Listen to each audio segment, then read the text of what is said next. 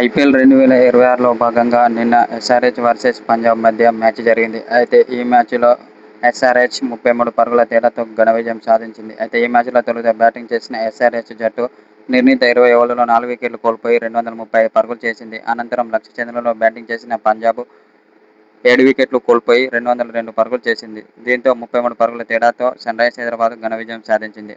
అయితే ఈ సీజన్లో ఇప్పటివరకు సన్రైజర్స్ హైదరాబాద్ జట్టు 11 మ్యాచ్లు ఆడింది. అందులో 7 మ్యాచ్ల్లో విజయం సాధించి 14 పాయింట్లతో పాయింట్ల పట్టికలో మొదటి స్థానంలో నిలిచింది.